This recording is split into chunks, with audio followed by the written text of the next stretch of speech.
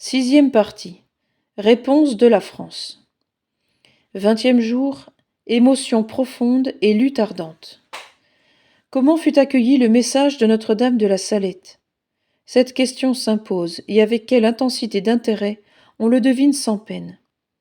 Marie, en effet, se présente à la France au nom de Dieu, et au nom de Dieu, elle fait à la France une sommation, d'où peut-être dépend son double avenir de grande nation chrétienne et de grande nation politique. Quelle fut donc la réponse de la France? Ce furent d'abord une émotion profonde et une lutte ardente. Ce furent ensuite des pèlerinages empressés, et enfin une diffusion surprenante du culte de la Vierge des Alpes. Volontiers on se reporte au jour de la nativité du Sauveur. Le roi Hérode, dit l'Évangile, fut profondément troublé, et tout Jérusalem avec lui. Cependant il ne se dérangea pas pour aller l'adorer, mais pour tenter de le mettre à mort. Or, tandis qu'il cherchait à dissiper l'émotion de son âme et à réaliser ce projet de jalousie déicide, au berceau du divin enfant accouraient les bergers de Bethléem et les caravanes royales de l'Orient. Attendez quelques années encore, et son royaume, devenu l'Église catholique, n'aura point d'autres frontières que les frontières mêmes de l'univers. Chantez donc, anges de Noël, Gloria in excelsis Deo.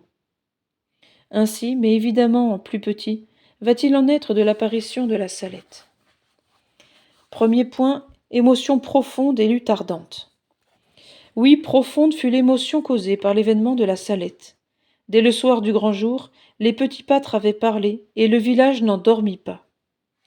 Le lendemain, au prône du dimanche, le vieux curé, tout sanglotant, raconta l'apparition, et conjura ses ouailles de cesser enfin, sur l'ordre de la très sainte Vierge, car il n'hésita pas à la nommer, de blasphémer et de profaner le dimanche. Bientôt il se raconta qu'une paralytique de corps, qu'une hydroptique du dévolu, et qu'un asthmatique, le père même de Maximin, charron à corps, avait été miraculeusement guéri par l'intervention de la Vierge du Planeau. Il n'en fallut pas davantage. La grande nouvelle se répandit comme l'éclair dans tout le Dauphiné, et le 28 novembre, la confrérie des pénitents de corps venait chanter le Miserere sur la Sainte Montagne, escortée de 1500 personnes qui avaient bravé les horreurs d'un chemin de montagne en hiver. Cependant, les deux voyants avaient planté une croix de bois sur les lieux de l'apparition. Maximin le 22 octobre, Mélanie le 8 décembre. Puis la montagne s'était endormie sous ses neiges accoutumées. Mais ce qui ne s'endormit pas, ce fut le bruit de cette merveille. Notre-Dame avait dit « Eh bien, mes enfants, vous le ferez passer à tout mon peuple. » Les enfants obéirent et parlèrent. L'hiver entier, on se demanda, intrigué, ce qui pouvait bien s'être passé sur cette cime des Alpes. Voici le printemps. Les neiges fondent et l'on accourt. On se jette sur les deux petits pâtres.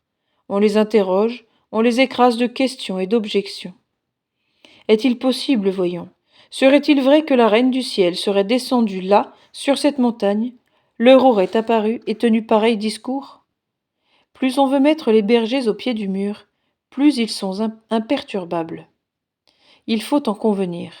Dieu est avec eux. On le sent, on le voit, on se le répète de bouche en bouche, de sorte que la nouvelle de l'apparition retentit alors comme un coup de tonnerre. Oh non, l'événement de la Salette ne se produisit pas comme un banal fait divers. À peine connu, il se livra, au pied de la montagne merveilleuse, à un combat passionné, ardent, acharné.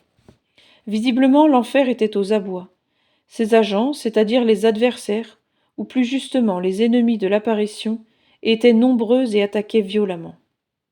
C'étaient des journalistes de Paris et de la province que le surnaturel irritait.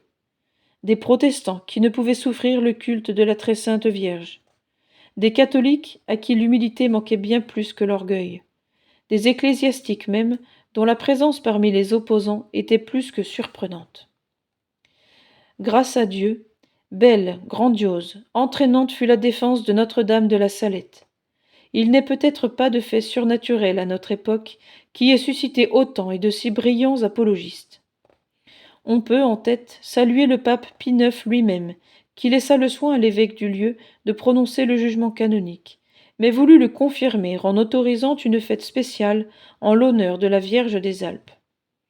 À sa suite, On entendit parler, où l'on vit écrire les évêques de Grenoble, de nombreux prélats, plus de 100 auteurs, prêtres et laïcs instruits, qui répandirent en France et à l'étranger le récit et la défense de l'apparition.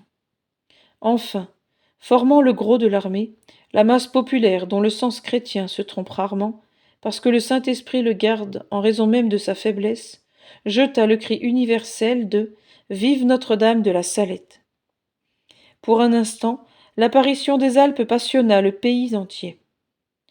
Le pouvoir séculier lui-même entra en lice à son tour, parce qu'il avait laissé dire qu'on avait voulu monter un coup contre le gouvernement. Gardes champêtres, maires, procureurs du roi et gendarmes se mirent à enquêter. L'émotion a le don d'affoler. Aussi l'on chercha, le croira-t-on, à faire disparaître les deux petits bergers. On imagina même cette perfidie satanique, mettre le saint curé d'Ars en opposition avec la Salette. Y réussir eût valu double victoire, à savoir discréditer ensemble Ars et la Salette, la mission du providentiel curé et le message de la Mère de Dieu. Bref, après 10 ans, l'émotion n'était point morte, puisque monseigneur de Ségur se voyait obligé de protester, pour son compte personnel, contre le vil pamphlet d'un nommé Déléon. Voilà qui donne une idée de l'émotion qui s'empara de la France au moment et à propos de l'apparition des Alpes. Ainsi, dès que Jésus, au premier jour de sa carrière publique, se fut ouvertement déclaré Fils de Dieu et Messie promis au monde, des disciples se rangèrent à ses côtés, tandis que des ennemis, qui devaient être implacables, voulaient le précipiter du haut des montagnes avant de songer à le clouer à la croix. Mais enfin, l'orage s'apaisa, dit monsieur l'abbé Bertrand. Le calme se fit, et les pèlerins continuèrent d'affluer sur la montagne, croyant et priant, comme ils avaient cru et prié pendant les années d'épreuve. Deuxième point, nos réflexions. Or donc, le monde s'est émotionné à l'occasion de l'événement de la Salette ? Que conclure ? Qu'il devait y avoir du vrai dans cet événement, et qu'il demandait qu'on le prît en considération. Le monde s'est émotionné ici avec grande haine, ailleurs avec grand amour. Que conclure encore ? Que très probablement, un fait grave, très grave même, venait de s'accomplir. Le monde s'est émotionné jusqu'à forcer l'Église à poser la question de confiance vis-à-vis de sa parole. Que conclure enfin ? Que Dieu, Marie et les âmes de l'Église de France pouvaient bien être mises en cause par l'apparition de la Salette. Alors, on se cache la tête dans les mains et l'on pense. Qu'y a-t-il donc ? Le ciel s'abaisse sur la terre de France et y dépose sa reine immaculée. Qu'y vient-elle faire ? Tenter de nous rendre un signalé service. Lequel ? Celui de tirer notre patrie du péché national où elle croupit et meurt. Voilà ce qui est vrai. C'en est assez. Nous avons la clé de cette émotion tournée en querelle, et même en mêlée, à laquelle il ne manquait que le sang. Je me trompe, le sang a coulé. À Grenoble et à Visil, lors du pèlerinage national de 1872, des misérables ont hurlé et frappé. De fait, Satan, prince de ce monde, suivant le mot de notre Seigneur, ne veut pas être dérangé dans ses œuvres de ténèbres et de mort.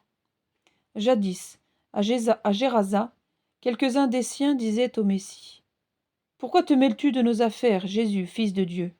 Es-tu donc venu pour nous chasser et nous tourmenter avant le temps ?» Là-dessus, ils ameutaient contre le Messie tout ce que la Judée en décadence pouvait compter de pharisiens et de sectaires de toutes sortes. Ainsi, lorsque Marie s'en vint du sommet de la Salette, rappeler notre patrie au respect des lois de Dieu et de ses traditions catholiques, l'enfer s'émut et lança contre le message de Marie tous ces diables et suppôts de France. Voilà bien le secret de cette grosse émotion soulevée autour de la Sainte Montagne, comme une mer démontée autour d'un rocher. Faut-il s'en plaindre ou trembler ? Ni l'un ni l'autre. L'émotion prouve la vie et la lutte prouve la foi. Se plaindre ou trembler ? Au contraire, Dieu demande qu'on sache lutter. Dieu n'a promis sa grâce qu'aux lutteurs. Sa grâce, c'est la victoire. Quand, après la Pentecôte, les apôtres coururent au-devant des combats, ils conquirent le monde à la religion de leur divin maître. Supposez une apathie qui eût pris de peur, L'apparition de la Salette fut peut-être restée lettre morte. La France eût continué de dormir dans son ornière, et son réveil eût été la réprobation nationale. Oui donc, de l'émotion et de la lutte. Émotion et lutte sont semences de triomphe. À quoi bon, après cela, ouvrir l'histoire et rappeler qu'à toutes les époques, et elles furent nombreuses, où Dieu voulut envoyer aux nations du Christ des grâces extraordinaires de renaissance chrétienne, le démon s'agita toujours comme un fou furieux, afin d'entraver la marche de la vérité et de la vertu, ici ou là, hier ou aujourd'hui, en un mot, partout et toujours, l'Église est militante. La bataille, non seulement elle ne la craint pas, mais elle l'attend, mais elle l'appelle, car là où la foi ne combat plus, n'est-elle pas une foi morte? Un jour, c'était le 17 septembre 1849, un Anglais, pèlerin de la Salette, disait à Maximin au cours d'une conversation qui avait pris une tournure assez vive: « N'auriez-vous pas peur si tout à coup vous voyez des bombes tomber au milieu de corps ?» Maximin répliqua de suite, et d'un air très déterminé: « Monsieur, la Sainte Vierge ne permettra pas. Allez, que les Anglais ni personne viennent bombarder sa montagne. » C'était dire émotion et guerre, ou ni émotion ni guerre, peu importe.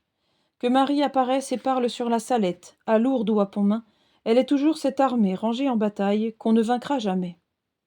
Mille fois heureuse la France du XXe siècle si elle savait rendre les armes à la mère de la miséricorde. Troisième point, nos résolutions. Ne nous étonnons jamais de voir, dans le monde, des émotions, des divisions et des haines de cette sorte, car le démon habite nos sociétés et ne cesse pas de contrecarrer les desseins de Dieu. Lorsqu'un événement de caractère religieux vient troubler la tranquillité du moment, ne nous hâtons pas de prendre parti, car nous pourrions nous tromper, et parfois de façon regrettable. Interrogeons l'Église, ou attendons qu'elle fasse entendre sa voix par l'organe du pape ou des évêques. Alors écoutons et soyons d'une soumission inébranlable. Là est la paix de nos consciences. Y a-t-il conflit entre l'opinion et la parole de l'Église? Laissons l'opinion car elle est humaine, et accueillons la parole de l'Église, car elle est divine. Nous prierons pour ceux que l'orgueil entraîne aux excès, et pour ceux que le parti pris empêche d'avoir la plénitude de la foi, de l'obéissance et de l'amour.